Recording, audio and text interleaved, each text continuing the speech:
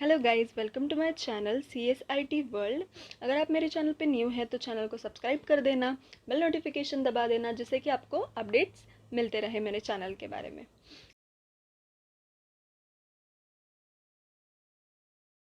Basics of object oriented programming, that is OOP।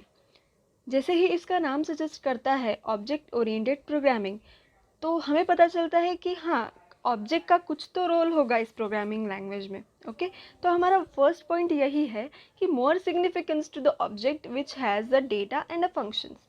More significance to the object मतलब ज़्यादा से ज़्यादा महत्व इस प्रोग्रामिंग लैंग्वेज में किसको दिया जाता है? तो ऑब्जेक्ट को दिया जाता है, जिसके पास डेटा होता है एंड फंक्शंस होते हैं। ओके, फॉर एग्जाम्पल अगर लेने जाए हम, there is a object A.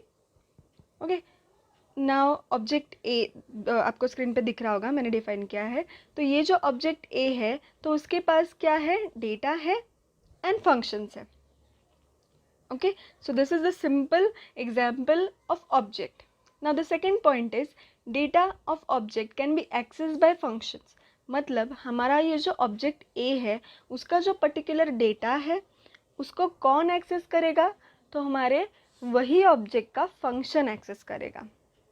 Okay, मतलब वो डेटा को वो ऑब्जेक्ट का फंक्शन एक्सेस करेगा।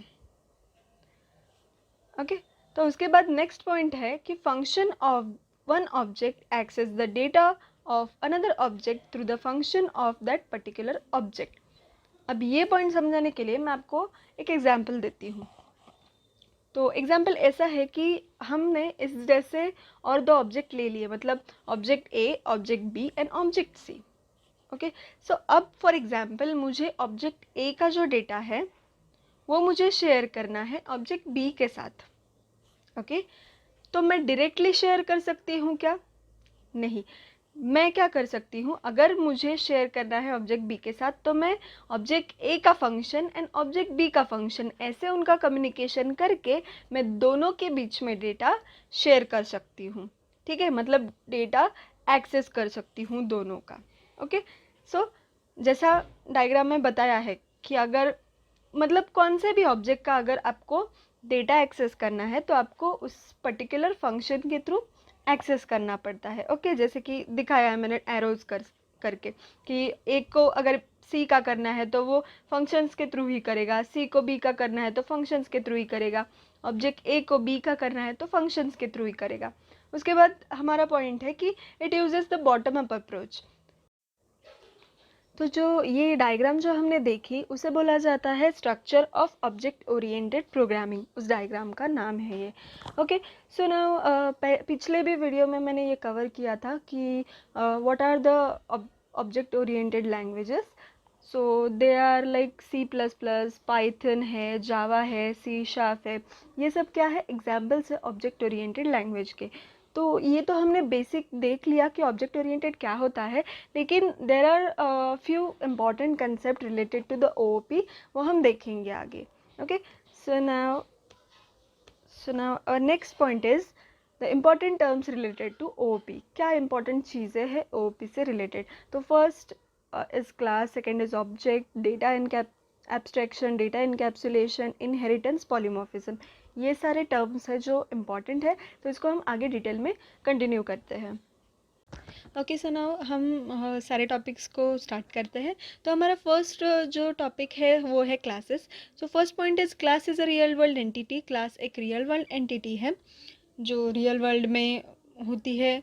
Second point is user defined type और अ डेटा स्ट्रक्चर। मतलब यूज़र डिफाइंड टाइप है, फॉर एग्जांपल सी में हमने पढ़ा था, डेटा टाइप्स पढ़े थे आपने, ठीक है?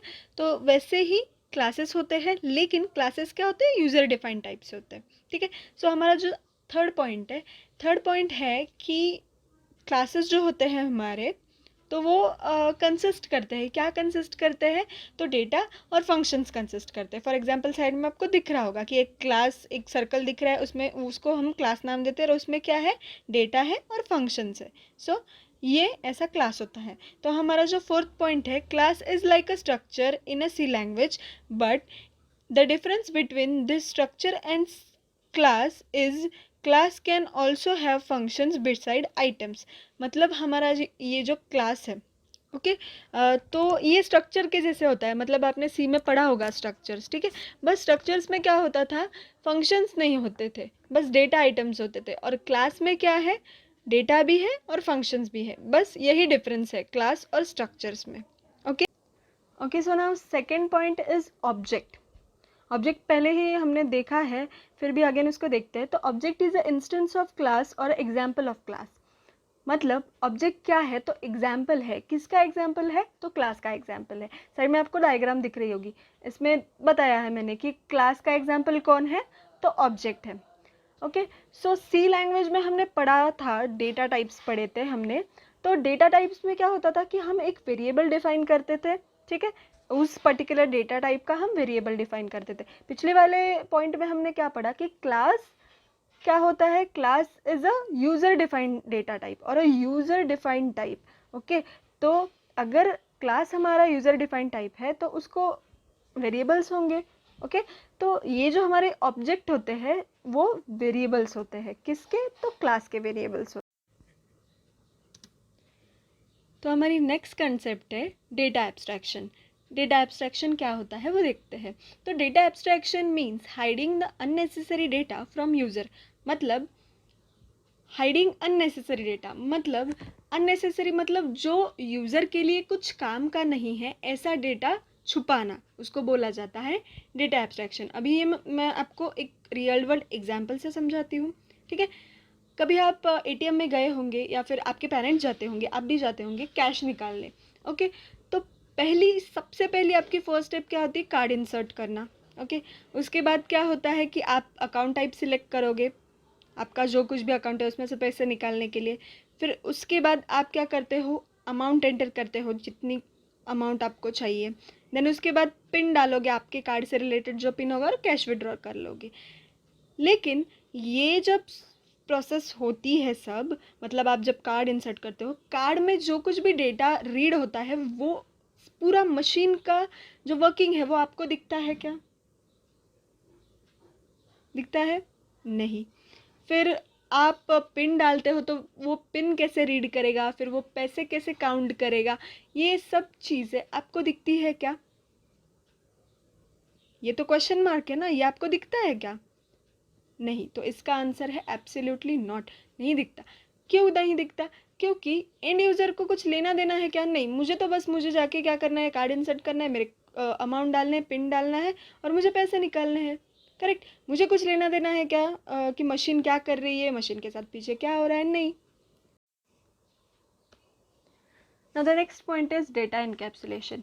डेटा इनकैप्सुलेशन क्या होता है, the data of object is hidden from other object that is another object. मतलब अगर सपोज हमारे पास दो ऑब्जेक्ट है, that is object 1 and object 2, तो ये दोनों का जो डेटा है ये एक दूसरे से हाइड किया जाता है। मतलब इन दोनों के पास जो डेटा है वो पता है क्या इन दोनों को क्या डेटा है, तो नहीं, ये हाइड किया जाता है। इसको बोला जाता है इस प्रोसेस को encapsulation. Now second point is this is achieve by putting the data and functions associated into the class. मतलब हम क्या करेंगे, अगर सपोज एक क्लास है, क्लास में हमने डेटा और फंक्शंस रखे, तो ये जो इनकैप्सुलेशंस है हम क्लास की मदद से अचीव कर पाएंगे। So now the next point is inheritance.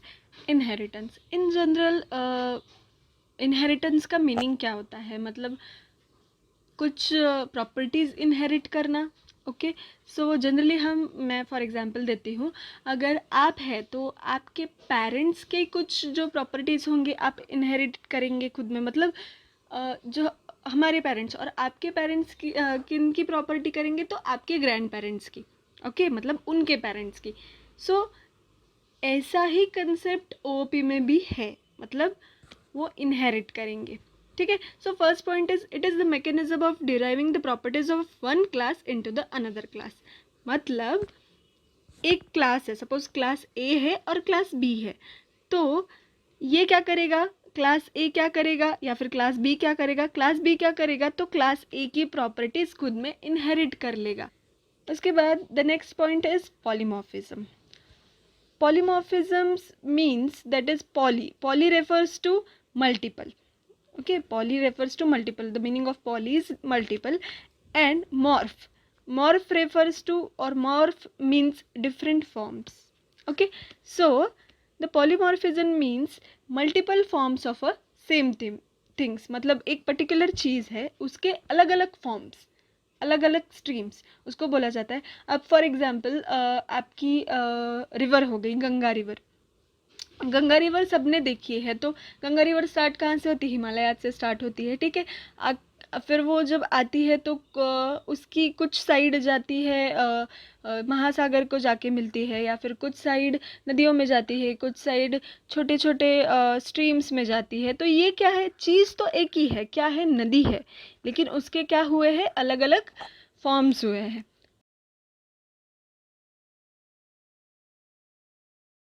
This is all about video guys. अगर आपको वीडियो अच्छा लगा हो तो लाइक करना, शेयर करना दोस्तों के साथ, कमेंट करके बताना कि आज का वीडियो हेल्पफुल था या नहीं था. एंड नीचे जो सब्सक्राइब का बटन है उसको सब्सक्राइब कर देना, एंड बेल नोटिफिकेशन भी दबा देना. Thank you.